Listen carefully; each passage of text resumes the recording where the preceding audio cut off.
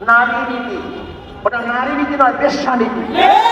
ইউনূস সরকারকে আমি আগে সন্দেহ করতাম, এই লোকের চারপাশে তো বেশ্যারা আছে, লুচ্চারা আছে, ধর্ষক প্রেমের পাশে আছে।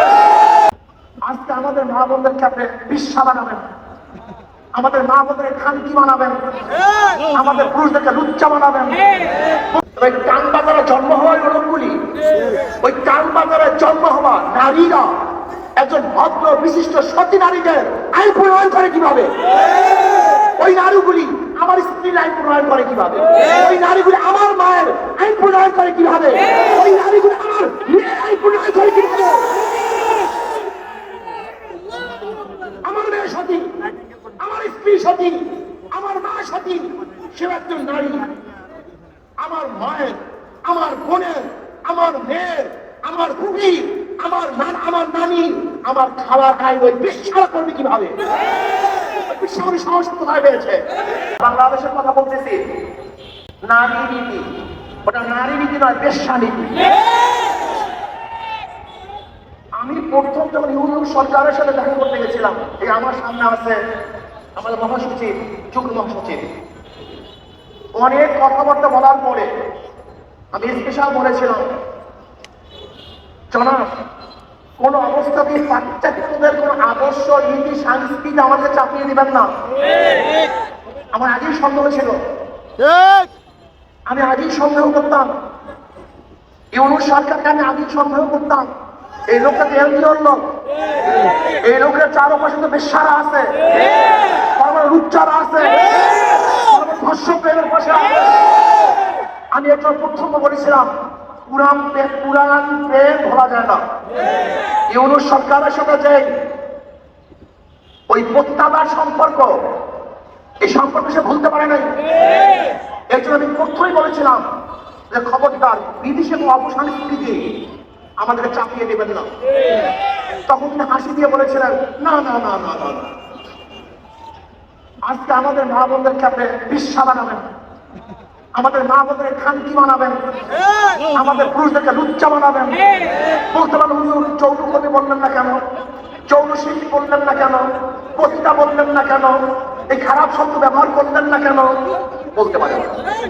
আমি তো মনে করি শয়তানেরা, দুষ্টরা এই সমস্ত খারাপ শব্দগুলিকে ভালো শব্দের দ্বারা পরিবর্তন করে ওদেরকে এই কাজে লিপ্ত করতে চায়। সমাজের মধ্যে শব্দগুলি কেন আসছে? সমাজের মধ্যে শব্দগুলি কেন সৃষ্টি করা হয়েছে? সমাজের মধ্যে খারাপ শব্দগুলি কেন চয়ন করা হয়েছে? চোরকে আপনি কি বলবেন? ডাকাতকে কি বলবেন? খুনিকে কি বলবেন? ধর্ষককে কি বলবেন? এই শব্দগুলি কেন প্রয়োগ করা হয়েছে? যেন মানুষ এই কাজগুলি না করে, মানুষ যেন এই কাজগুলি ঘৃণা করে।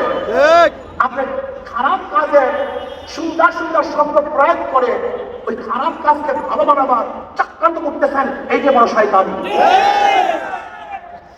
এই নারী নীতি প্রণয়নকারী তারা কারা? এরা কোথা থেকে আসছে? ওই টান বাজারে জন্ম হওয়া লোকগুলি, ওই টান বাজারে জন্ম হওয়া নারীরা একজন ভদ্র বিশিষ্ট সতী নারীদের আইন প্রণয়ন করে কিভাবে? ওই নারীগুলি আমার স্ত্রীর আইন প্রণয়ন করে কিভাবে? ওই নারীগুলি আমার মায়ের আইন প্রণয়ন করে কিভাবে? ওই নারীগুলি আমার মেয়ের আইন প্রণয়ন করে কিভাবে? আমার মেয়ে সতী, আমার স্ত্রী সতী, আমার মা সতী, সে একজন নারী। আমার মায়ের, আমার বোনের, আমার মেয়ের, আমার খুবই, আমার নানি, আমার খাবার খাই ওই বেশ্যারা করবে কিভাবে? বিশ্বকবি সাহস কোথায় পেয়েছে? আমি বিশ্বাস করি এই বিশাল চক্রান্ত চলতেছে। ইউনূস সরকারের ঘটাবার এটা চক্রান্ত, সবগুলি ভারতের দালাল। এই সবগুলির সাথে ক্যালকাটা সংযুক্ত আছে, সবগুলির সাথে ক্যালকাটা সংযুক্ত। আপনি দেখুন, কোন অবস্থাতেই বাতিল নয়, এই প্রস্তাব দেওয়ার সাহস কিভাবে পেয়েছে বাংলাদেশে? ওদেরকে বিচার করতে হবে, বিচারের আওতায় আনতে হবে। এই ঢাকার বুকে প্রকাশ্য থেকে বিচার করতে হবে, ভবিষ্যতে এই ধরনের কোন প্রস্তাব আনতে কেউ সাহস না পায়। আমার মেয়েকে, আমার বোনকে, আমার ভাগ্নিকে, আমার মাকে বেশ্যা বানাবার যারা চক্রান্ত করতেছে, ওদের চেয়ে বড় শত্রু আর কেউ হতে পারে না। নারী নীতির প্রত্যেকটা পৃষ্ঠায় পৃষ্ঠায় ধর্ম বিরোধিতা করা হয়েছে। প্রত্যেকটা পৃষ্ঠায় পৃষ্ঠায় সংখ্যা করা হয়েছে, প্রত্যেকটা পৃষ্ঠায় পৃষ্ঠায় এই বাঙালি জাতি সংস্কৃতিকে ধ্বংস করে নতুন এক বিদেশি চক্রান্ত বাস্তবায়ন করার চক্রান্ত চলতেছে। এটা আমরা মানতে পারি না। মানা তো দূরের কথা, এটা প্রস্তাব কিভাবে দিয়েছে এই ইউনূস সরকারকে জানতে চাই। আজকে বাংলাদেশের সবচেয়ে বেশি সংস্কারের পক্ষে এবং এই সরকার যেন সময় পায় সংস্কারের জন্য ইসলামী আন্দোলন বাংলাদেশ সবচেয়ে বেশি ভূমিকা পালন করতেছে। তারা প্রথমে যে কথা বলছে, আদর্শের কথা বলছে, আপনাকে সুখে থাকি ভূতে গিলায় নাকি? আপনাকে উঠবেই আপনাকে ভূতে গিলায়, যদি ভূতে পেয়ে থেকে এমন গিলা শুরু করবো